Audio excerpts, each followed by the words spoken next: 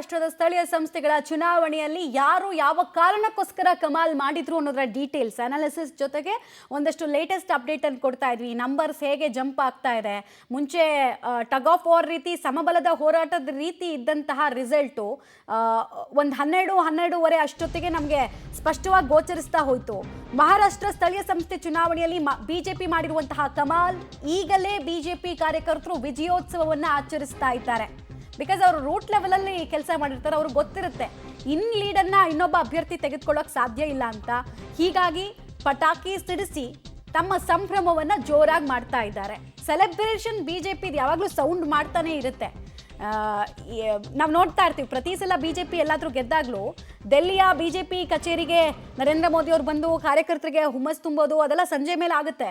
ಅಷ್ಟೊತ್ತಿಗೆ ಇವರು ಹೋಳಿ ಆಡ್ತಾ, ಪಟಾಕಿ ಸಿಡಿಸ್ತಾ, ಪರಸ್ಪರ ಸಿಹಿ ಹಂಚ್ತಾ ಸಂಭ್ರಮಿಸ್ತಾ ಇರೋ ರೀತಿ ಬಿಜೆಪಿಗೆ ಒಂದು ಐತಿಹಾಸಿಕ ದಾಖಲೆ ಕೂಡ ರೆಡಿ ಮಾಡ್ತಾ ಇದ್ದಾರೆ. ಯಾಕಂದರೆ ನಾವು ಆಗಲೇ ನಿಮ್ಗೊಂದು ಮಾಹಿತಿ ಕೊಡ್ತಾ ಇದ್ವಿ, ಮುಂಬೈನಲ್ಲಿ ಬಾಳಾ ಠಾಕ್ರೆ ಅವರು ಇದ್ದಾಗ ಪೀಕ್ ಅದು ಭಾಷೆ ಅನ್ನೋ ವಿಚಾರ ಎಮೋಷ್ನಲಿ ಎಷ್ಟು ಕನೆಕ್ಟ್ ಮಾಡಿತ್ತು ಅಂತ ಅಂದರೆ, ನೀವು ನಮಗೆ ರಕ್ತ ಕೇಳಿ ಬೇಕಾದ್ರೆ ನಾವು ರಕ್ತನೂ ಕೊಟ್ಬಿಡ್ತೀವಿ ಭಾಷೆ ವಿಚಾರಕ್ಕೆ ಅನ್ನೋ ರೀತಿ ಎಮೋಷ್ನಲಿ ಕನೆಕ್ಟ್ ಆದಾಗಲೂ ಕೂಡ ಶಿವಸೇನೆಗೆ ಸಿಕ್ಕಿದ್ದು 70ರಿಂದ 80 ಮಾತ್ರ. ಈಗ ಬಿಜೆಪಿ ಕಮಾಲ್.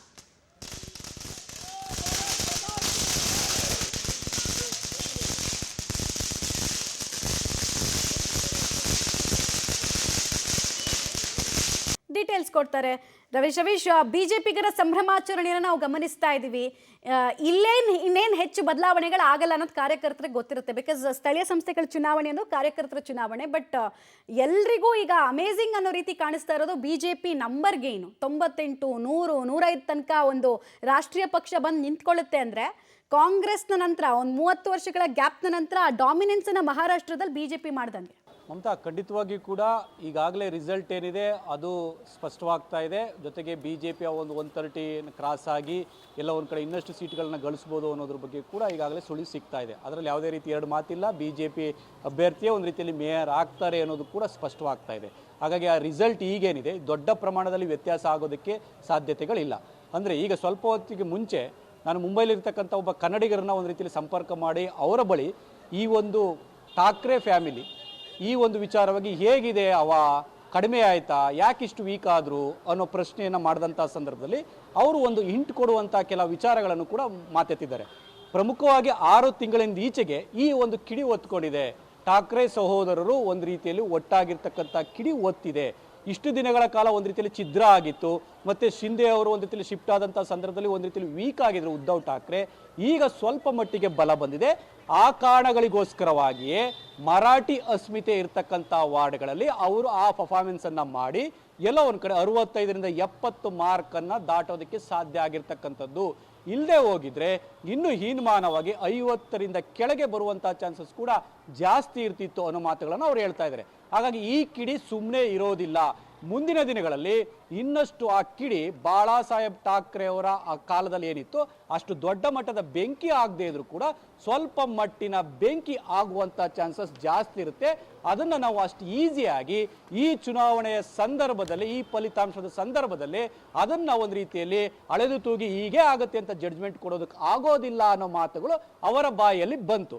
ಹಾಗಾಗಿ ಇದೆಲ್ಲವನ್ನು ಕೂಡ ನೋಡೋದಾದರೆ ಖಂಡಿತವಾಗಿ ಕೂಡ ಬಿಜೆಪಿ ತನ್ನ ಸ್ಟ್ರಾಟಜಿಯಲ್ಲಿ ಇವತ್ತು ಸಕ್ಸಸ್ ಆಗಿದೆ. ಆ ಸ್ಟ್ರಾಟಜಿಯಲ್ಲೇ ಈ ಒಂದು ದೊಡ್ಡ ಪ್ರಮಾಣದ ಗೆಲುವಿಗೆ ಕಾರಣವಾಗಿರ್ತಕ್ಕಂಥದ್ದು.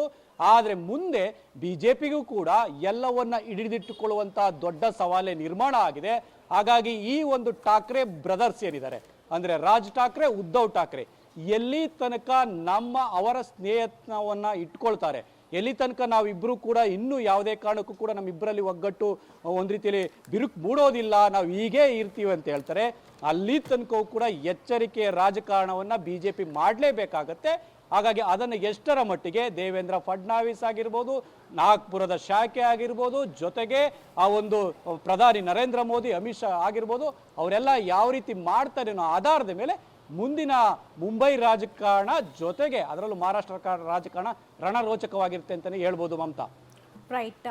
ಹಾಗೆ ಸಂಪರ್ಕದಲ್ಲಿರಿ ರವೀಶ್. ಆಮೇಲೆ ಬಿಜೆಪಿಗೆ ಆಡಳಿತ ವಿರೋಧಿ ಅಲೆಯನ್ನ ಹೆಂಗೆ ಕೌಂಟರ್ ಮಾಡಬೇಕು ಸ್ಥಳೀಯವಾಗಿ ಅನ್ನೋದು ತುಂಬಾ ಚೆನ್ನಾಗಿ ಕರಗತ ಆದಂಗೆ ಕಾಣಿಸುತ್ತೆ.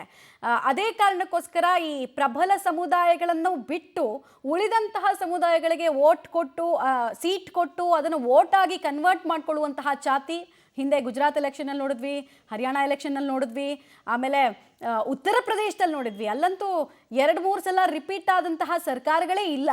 ಸೊ ಅಲ್ಲಿ ನೋಡಿದ್ವಿ ನಾವು. ಅದೇ ರೀತಿ ಈಗ ಮಹಾರಾಷ್ಟ್ರದ ಸ್ಥಳೀಯ ಸಂಸ್ಥೆಗಳ ಚುನಾವಣೆಯಲ್ಲೂ ಕೂಡ ನೋಡ್ತಾ ಇದ್ದೀವಿ. ಅಂದರೆ ಡಿಫ್ರೆಂಟ್ ಸೋಷಿಯಲ್ ಇಂಜಿನಿಯರಿಂಗ್ ಮೂಲಕ ಕೂಡ ಸೀಟ್ಗಳನ್ನು ಗೆಲ್ಲೋದಕ್ಕೆ ಸಾಧ್ಯ ಇದೆ. ಹಾಗೆ ನಮ್ಮ ಶತ್ರುಗಳು ಯಾರಿರ್ತಾರೆ ಅವರನ್ನ ಹೇಗೆ ಒಡಿಬೇಕು, ಪಾರ್ಟಿ ಮಾತ್ರ ಒಡೆಯೋದಲ್ಲ, ಶತ್ರುಗಳಿಗೆ ವೋಟ್ಗಳ ವಿಭಜನೆ ಹೇಗೆ ಆಗಬೇಕು, ಎಲ್ಲಿ ಟ್ರಿಗರ್ ಮಾಡಬೇಕು ಅನ್ನೋದನ್ನು ಕೂಡ ಚೆನ್ನಾಗಿ BJP ಅರಿತುಕೊಂಡಿದೆ. ಅದರ ಪರಿಣಾಮವಾಗಿ ಇವತ್ತು ಈ ರಿಸಲ್ಟ್ಸನ್ನು ನೋಡ್ತಾ ಇದ್ದಾರೆ. But tremendous gain Eknath Shinde ಅವರ ಪಾರ್ಟಿಗೆ ಕಂಪೇರ್ ಮಾಡಿದ್ರೆ BJPಗೆ ಸಿಕ್ಕಿದೆ.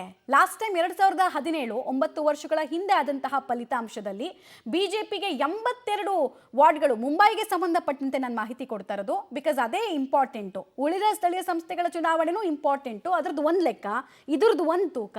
ಸೊ ಮುಂಬೈ ಎಲೆಕ್ಷನ್ನಲ್ಲಿ BJP ಲಾಸ್ಟ್ ಟೈಮ್ ಗೇನ್ ಮಾಡಿದ್ದು 82 ವಾರ್ಡ್ಗಳನ್ನು. ಆದರೂ ಕೇವಲ 2 ವಾರ್ಡ್ಗಳ ಡಿಫ್ರೆನ್ಸ್ ಇದ್ರೂ ಕೂಡ ಮೇಯರ್ ಅವರೇ ಆಗಲಿ, ಸ್ಟ್ಯಾಂಡಿಂಗ್ ಕಮಿಟಿ ಚೇರ್ಮನ್ ಅವರೇ ಆಗಲಿ ಅಂತ ಉದ್ಧವ್ ಠಾಕ್ರೆಗೆ ಬಿಟ್ಟುಕೊಟ್ಟಿದ್ರು. ಸೊ ಅಲ್ಲಿ ಪಕ್ಷದ್ರೋಹ ಅಥವಾ ಅನುಕೂಲವಾದಿಗಳು ಅನ್ನೋ ವಿಚಾರನೇ ಜನರಿಗೆ ಬರಲ್ಲ.